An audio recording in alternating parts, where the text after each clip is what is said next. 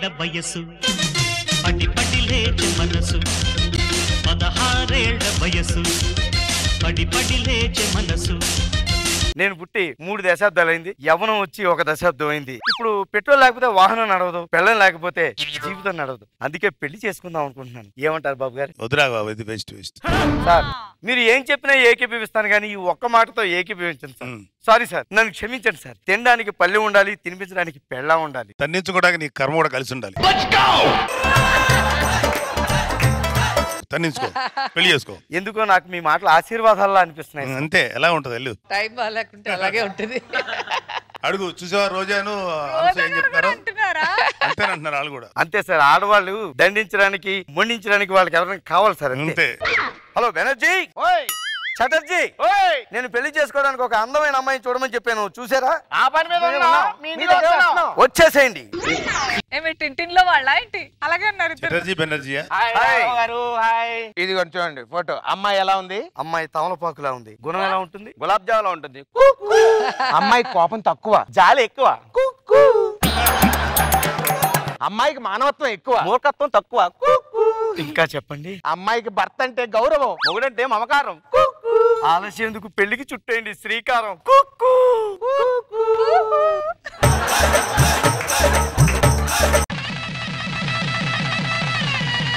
పెళ్ళైన కొద్ది రోజుల తర్వాత 10 రోజులకే ట్రూ కలర్స్ కాఫీ నేను తాగాను కావలసితే వెళ్ళి పెట్టుకోండి సూపర్ అలాగంటే ఏమిటి అడిగింది మొగుడే కదా ఏ రోజైనా ప్రేమగా దగ్గరికి వచ్చి ఏమండి కాఫీ తాగుతారా అని అడగొచ్చుగా ఏమండి కాఫీ తాగుతారా అయితే వెళ్ళి పెట్టుకోండి ఏం మాట్లాడతాను బుద్ధి జ్ఞానం ఉందా లేదా నీకు పేపర్ చదువుకుంటున్నాను కదా ఓ పక్క చదివి ఏం పీకుతారు పేపర్ నిండా సమస్యలే మీరేమైనా అరుస్తారా తీరుస్తారా అరుస్తావేంటి ఇక్కడ మొగుళ్ళు పిల్లలు రెస్పెక్ట్ ఇవ్వండి అది ఎక్స్పెక్ట్ చేయకండి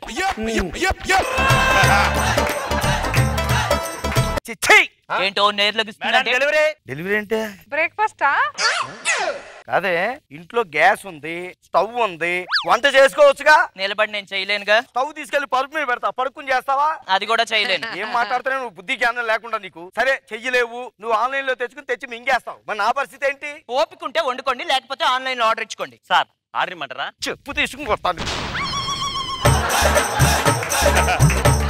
మనిషి ఓ పశువే నువ్వు ఎక్స్ట్రా వాగుతున్నావేంటి నాకు కోపం వచ్చిందంటే అన్ని సర్దుకొని స్టేషన్కి వెళ్ళిపోతా వెళ్ళిన అరగంటలో తిరిగి వచ్చేస్తావు ఇప్పుడు ఎక్కడ ట్రైన్ లేవు నేను వెళ్ళేది రైల్వే స్టేషన్ కాదు పోలీస్ స్టేషన్ వెళ్ళమంటావా దండం పెడతా లోపలికి వెళ్ళు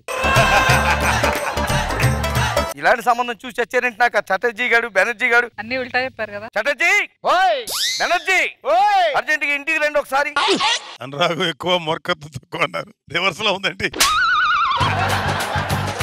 పెళ్ళైన తర్వాత బాగుపడ్డట్టున్నారు బాగుపడ్డం కాదు దగా పడ్డాను ఇక్కడ నేను ఏం మాట్లాడుతున్నారండి మీరు అసలు దానికి ఏమన్నారు మీరు మమకారం ఎక్కువ అన్నారు ఎటకారం ఎక్కువ దానికి బస్తంటే గౌరవం అన్నారు అసలు బద్ధకం ఎక్కువ ఈ కుక్కులే మిగిలే ఆఖరికి నా జీవితంలో మీ కుక్కులు దెబ్బకి కుక్కులు వేళ్ళ పడి ఉన్నాను ఇంట్లో చూడు రాఘవ ఏంటి చేతి మీద కాకి రెట్టేసుకుందని నా చెయ్యి నరికేసుకుంటామా కరుక్కుంటామండి చెప్పు తెగిపోయిందని అడగ నడవడం ఆపేస్తామా పిన్ని తగిలించుకుని ముందుకు సాగుతామండి కాపురం కూడా అంతే రాఘవ అంతేంట్రా నా కుక్కు కుక్కు అంటే ఇప్పుడు మీ పరిస్థితి ఎలా ఉంటదంటే అర్థం చేసుకొని వెళ్ళామనుకో నీ కాపురం గుడి మీద గోపురం లాగా ఉంటుంది లేకపోతే బూత్ బంగ్లాలో గబ్బిలం లాగా ఉంటుంది కాబట్టి నన్ను ఏం చేయమంటారయ్యా మీరు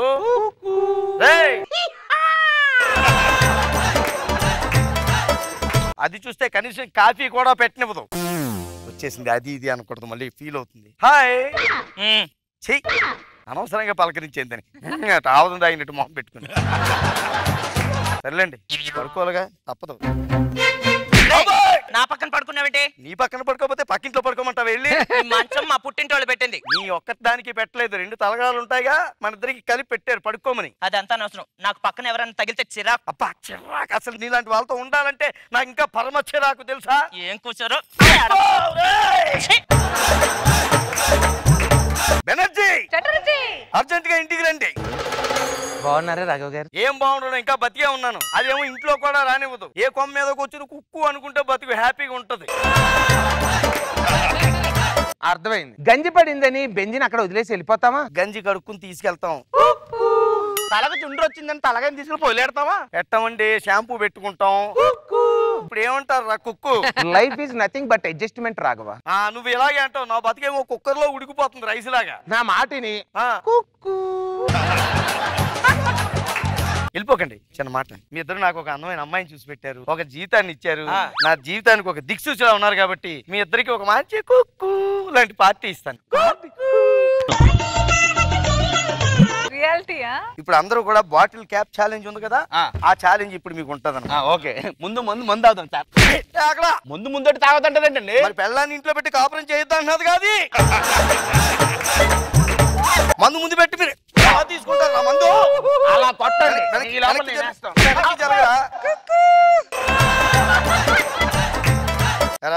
ఏం చెప్పావు నువ్వు ఇంతకు ముందు? అంటే కాకి రెట్ట ఇస్తే చేతి మీద పడితే తుడుచుకుంటాం కదా సార్, అట్లా చెప్పాను.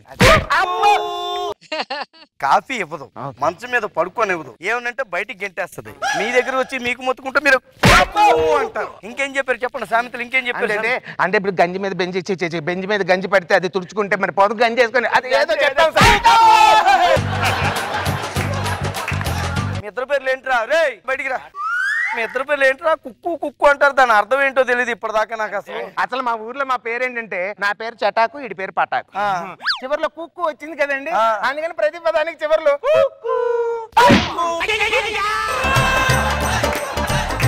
బడిరా. ఏంట్రా పెళ్ళాన్ని పట్టుకొని ఏమంటున్నావేంటి? రాగి అంటావేంటి? రాగి అంటావేంటి? మొగుడంటే గౌరవం లేదా నీకు? రాగి అంటావేంటి? చటర్జీ, మీకు పిల్లలు ఉన్నారా ఇంట్లోని? ఎందుకు లేదు సార్, పెళ్లిడికి వచ్చిన కొడుకున్నాడు. మరి పెళ్ళిడికి వచ్చిన కొడుకున్నప్పుడు వాడికే దాన్ని ఇచ్చి పెళ్లి చేయొచ్చు కదరా. ఆడంత బకరా కాదు, ఇది పెద్ద ఫిగరు కాదు. అంటే నేను బకరానన్నమాట. లోపలికి వంట నేర్చుకో. అర్జెంట్ గా పెళ్ళాన్ని క్రమశిక్షణ లో పెట్టే పని ఉందండి, వస్తాను సార్.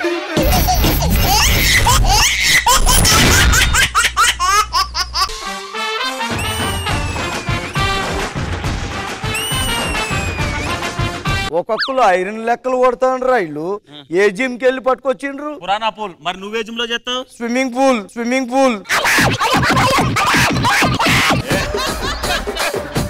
ఇట్లా కొట్టింది ఏంద్ర ఇల్లు?